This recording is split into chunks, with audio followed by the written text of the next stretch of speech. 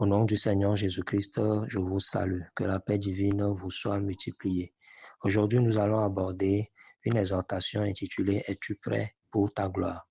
Nous avions promis que ce mois-ci, nous allions étudier certaines paraboles du Seigneur Jésus-Christ et apporter certaines lumières parce que beaucoup lisent, mais ils ne comprennent pas. Lisons Matthieu 25 du verset 1 au verset 13. Alors, le royaume des cieux sera semblable à 10 vierges qui, ayant pris leur lampe, allèrent à la rencontre de l'époux. 5 d'entre elles étaient folles et 5 sages. Les folles, en prenant leur lampe, ne prirent point d'huile avec elles, mais les sages prirent avec leur lampe de l'huile dans des vases. Comme l'époux tardait, toutes s'assoupirent et s'endormirent. Au milieu de la nuit, on cria, voici l'époux, allez à sa rencontre. Alors toutes ces vierges qui se réveillèrent et préparèrent leurs lampes. Les folles dirent aux sages, donnez-nous de votre huile car nos lampes s'éteignent.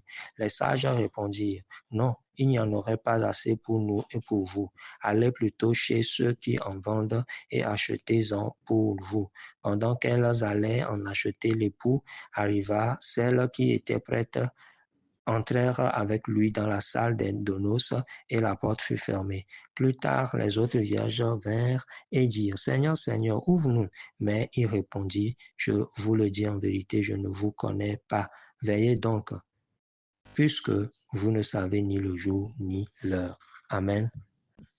C'est une parabole, lorsque vous lisez verset par verset, que vous comprenez, votre vie ou bien votre compréhension serait tout autre. Les vierges savaient que l'époux devrait arriver. Et ici, la première explication que nous donnons, c'est le retour du Seigneur Jésus-Christ. Lorsqu'il viendrait, est-ce qu'il vous trouvera prêt? Aujourd'hui, s'il venait aujourd'hui, est-ce que vous seriez prêt?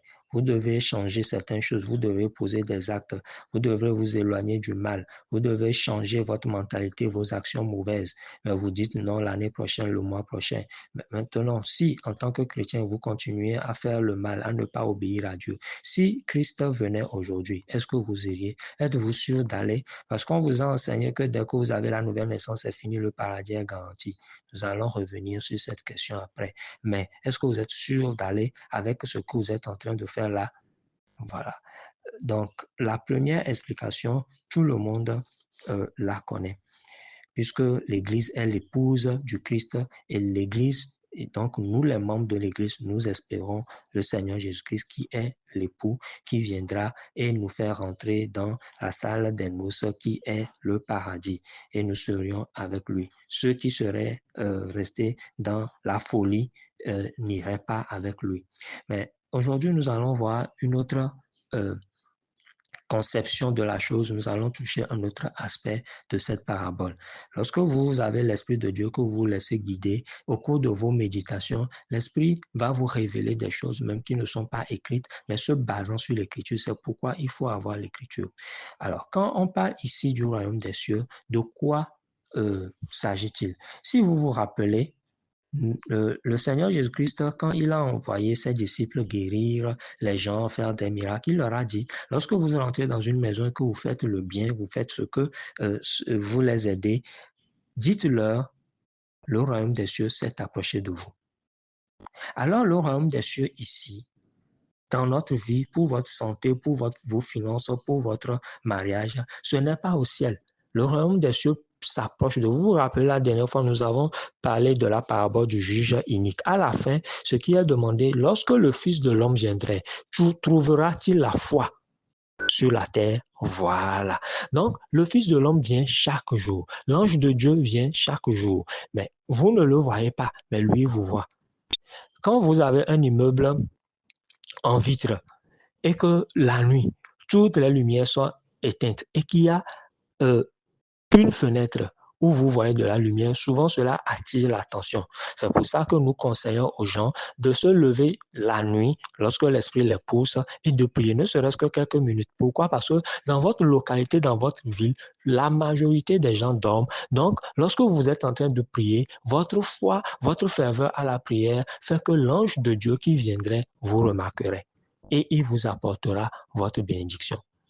Mais nous ne sommes pas en train de parler de la prière, c'est juste une parenthèse. Donc, il est bien dit, trouvera-t-il la foi? Quand on parle de l'huile, de quoi est-on en train de parler? Comprenez par cette exhortation que une définition de l'huile, c'est la foi.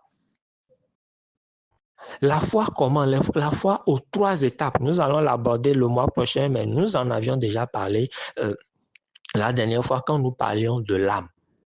La foi de l'esprit, la foi de l'âme et la foi dans le corps.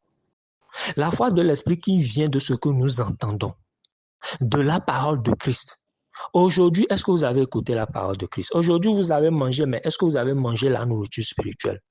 Mais si vous continuez ça un jour, plus 2, plus 3, une semaine, un mois, vous ne vous connectez pas à la parole de Dieu. Si le Fils de l'homme venait, si celui qui devait vous apporter la bénédiction venait, est-ce que vous auriez votre bénédiction? Parce que vous avez tellement prié que vous êtes fatigué et vous avez décidé de ne plus prier.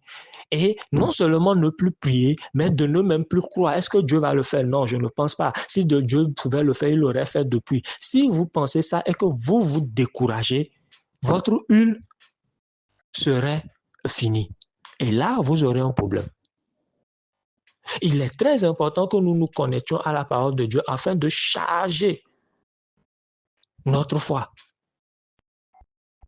Et nous avons expliqué la dernière fois que la foi de l'âme, c'est la croyance, la foi qui nécessite notre décision. Est-ce que vous êtes décidé à marcher selon la volonté de Dieu dans votre vie? C'est une autre question. Oui, j'écoute la parole de Dieu. Mais le Seigneur Jésus-Christ dit, si vous pratiquez, si vous connaissez cette chose, vous êtes heureux pourvu que vous les mettiez à pratique. Et il y a eu plusieurs paraboles. La parabole de la semence aussi, nous allons l'aborder si plaît à Dieu au cours de ce mois. Quelle terre, quel genre de terre êtes-vous? Maintenant, quand vous recevez et que vous décidez de marcher, est-ce que vous posez des actes? Oh, demain, je vais le faire. Après-demain, je vais le faire. Je ne vais pas faire tel acte, mais l'année prochaine, je le ferai. Si Jésus venait aujourd'hui, est-ce qu'il vous prendrait avec lui? Et si votre ange venait aujourd'hui, est-ce qu'il vous donnerait ce que vous méritiez ou bien ce que vous attendiez? Puisque, comme les vierges, vous vous êtes endormis, c'est normal. Des fois, on prie jusqu'à un niveau donné, on est fatigué. Mais veillez à ne pas perdre la foi.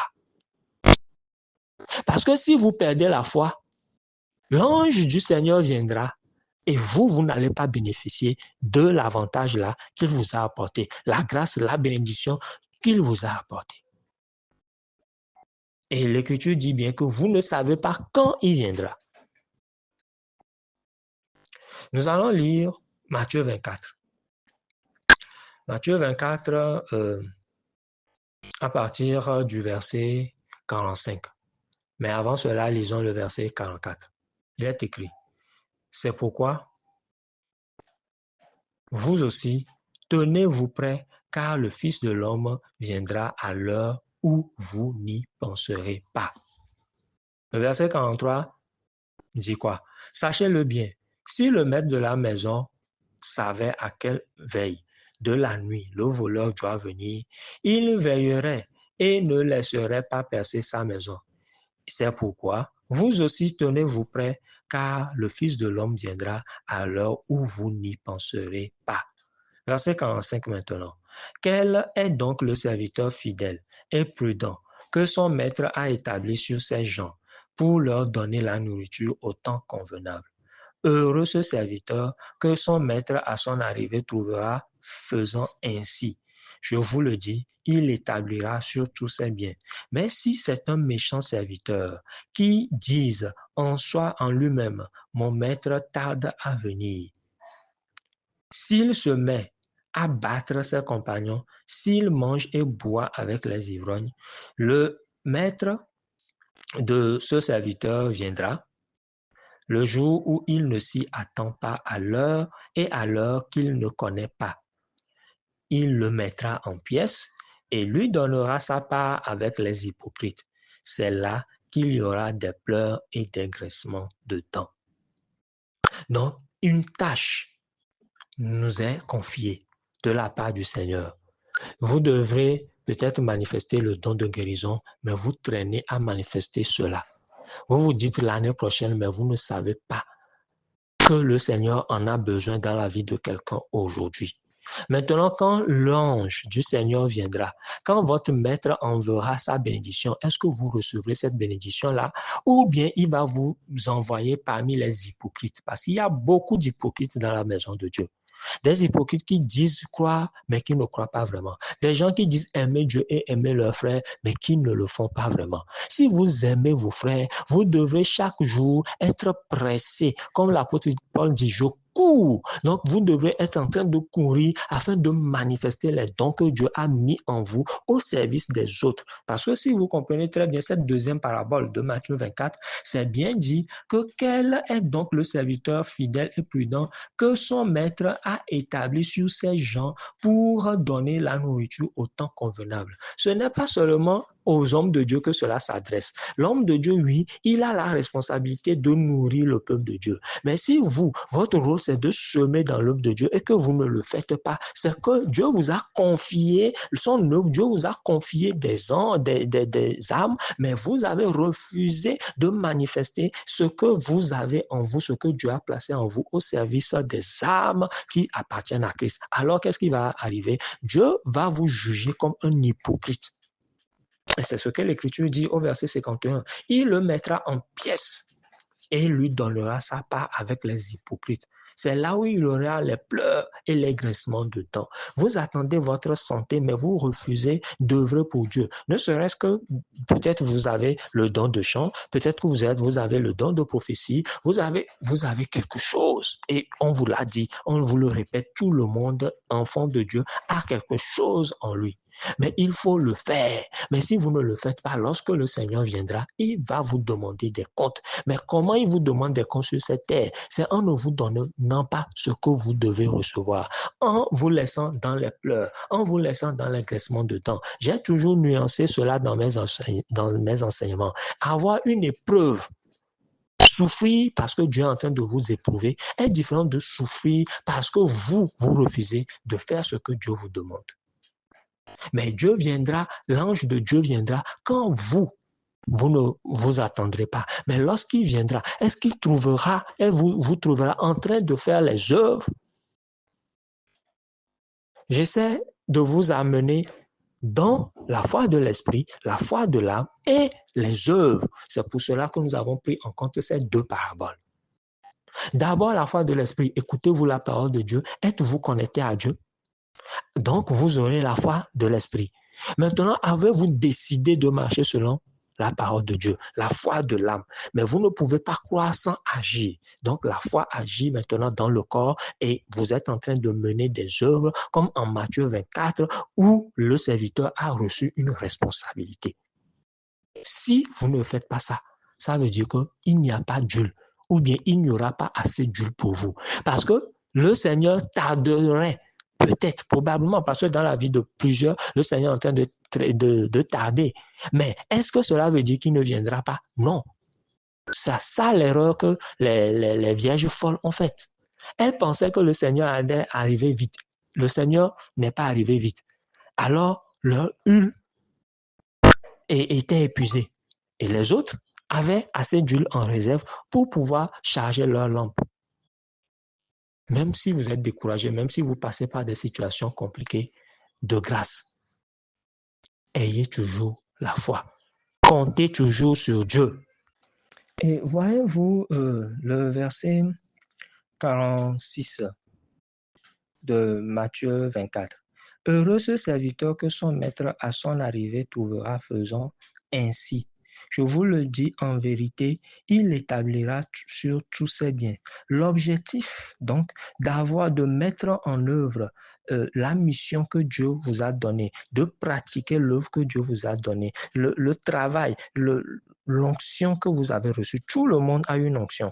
Vous avez une onction. Donc, lorsque vous vous mettez au service de Dieu, il y a toujours quoi dedans? Le verset 47, je vous le dis en vérité, il établira sur tous ses biens. Vous aurez forcément une bénédiction. Dieu va vous faire forcément du bien tôt ou tard. Mais ne vous découragez pas, ne vous arrêtez pas, parce que lorsque vous vous arrêtez et que vous vous détournez, s'arrêter est une chose, mais se détourner maintenant, c'est que vous avez perdu carrément la foi. Vous êtes là, mais vous ne voulez plus rien faire. Vous laissez tomber l'œuvre de Dieu. Vous laissez tomber la mission que Dieu vous a donnée. Alors que derrière, Dieu a prévu vous faire quoi? Vous faire du bien.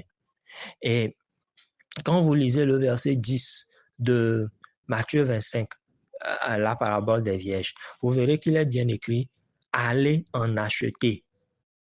Plutôt le verset 9, allez en acheter. Les sages répondirent, non, il n'y en aurait pas assez pour nous et pour vous. Allez plutôt chez ceux qui en vendent et achetez-en pour vous. Comment on achète la foi? Comment on achète la grâce? Ça s'achète. Ça s'achète. Il y en a qui en vendent et cela s'achète.